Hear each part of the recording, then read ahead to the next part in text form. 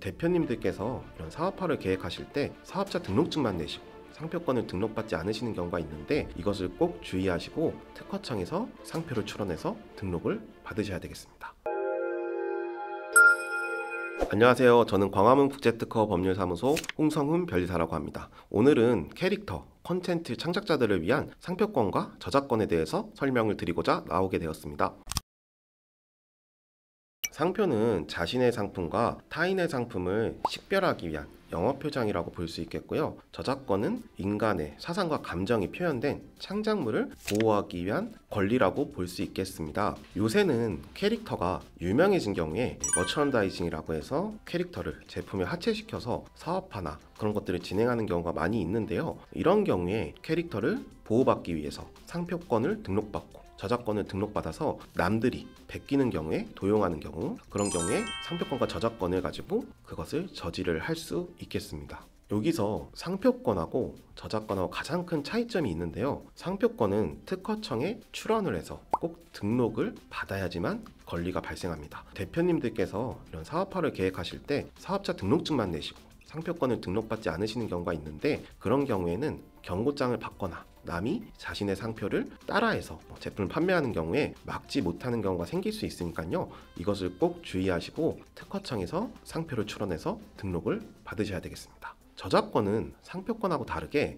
창작을 한 시점에서 권리가 발생합니다. 여러분들께서는 저작권 같은 경우 만약에 분쟁이 일어났다, 그러면은 저작권 협회에 등록을 받지 않았다고 하더라도 창작을 과정을 한 연구노트, 창작 노트 같은 것들을 증거로 제출하면은 정당한 창작자로 인정이 되기 때문에 저작권자로서 보호를 받을 수 있게 됩니다. 그렇지만 저작권 협회에서 등록을 하는 행위는 이미 발생한 저작권을 나중에 사후에 확인하는 그런 과정이라고 볼 수가 있겠는데요. 공적으로 공신력을 얻기 위해서 아무리 귀찮다고 하더라도 자신이 창작한 창작물에 대해서 저작권 협회에 저작권을 등록받는 것이 적절하다고 할 수 있겠습니다.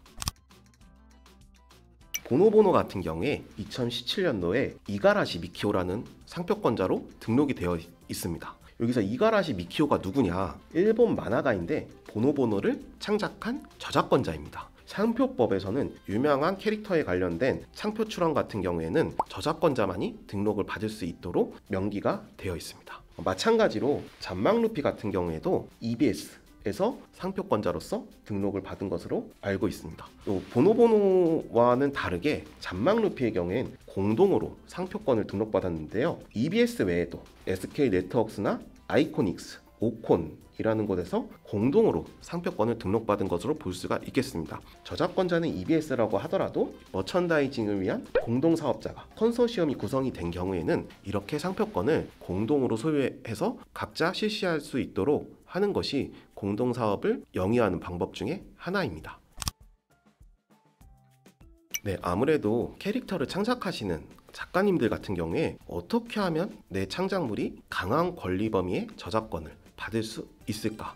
그것을 고민하시는 분들이 많이 있으실 거예요. 저작권이 제대로 보호를 받기 위해서는 다양한 법리가 있지만 두 가지를 키워드로 제시를 드릴 수 있을 텐데요. 첫 번째로는 유명해져야 됩니다. 유명성이 획득이 돼야 되고요. 두 번째는 자신의 저작물과 제3자가 도용한 어떤 창작물이 동일 유사해야 됩니다. 이 경우 동일 유사한지 판단하기 위해서는 작가의 독창성이 가미된 부분을 요부, 중요한 부분으로 판단을 하는데요. 미피 케이스에서 보면은 네덜란드 기업에서 미피 캐릭터가 한국에서 유명해지다 보니까 머천다이징 사업화를 한국에서 진행하고자 진출을 한 케이스가 있습니다.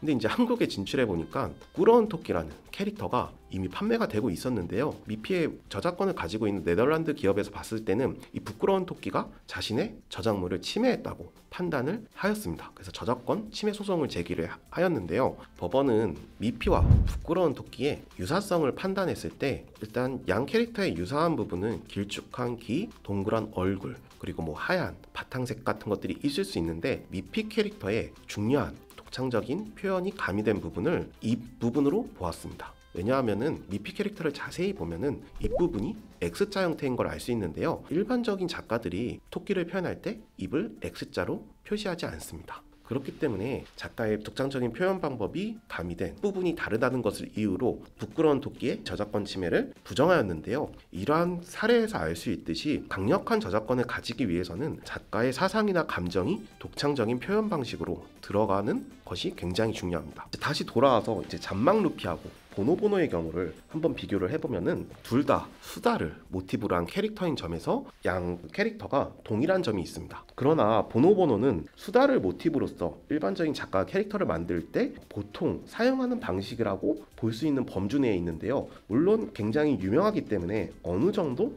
저작권으로 보호를 받을 수 있지만 미피 케이스와 같이 일부분이 변형된다면은 캐릭터로서 저작권으로서 보호를 받지 못할 확률이 굉장히 높습니다. 그렇기 때문에 이 보노보노는 좀 개인적인 생각으로는 저작권이 약한 것으로 볼 수 있는데요. 잔망 루피를 보면은 얼굴과 몸통의 비율이나 그리고 얼굴의 형태, 이 볼 부분이 굉장히 빵빵하죠. 일반적으로 수다를 표현할 때 이렇게 극단적으로 빵빵한 볼을 표현을 하진 않거든요. 이 부분도 보면은 일반적으로 수다를 표현할 때 토끼 이빨처럼 표현한 경우 없지 않습니까? 뭔가 잔망스러움을 강조하기 위해서 작가분이 의도적으로 이렇게 표현한 것 같은데요. 이것도 마찬가지로 일반적인 작가들이 수다를 모티브로 했을 때 표현하지 않는 방식입니다. 그렇기 때문에 보노보노보다 잔망 루피가 보다 더 강력한 저작권을 가지고 있는 것으로 생각됩니다.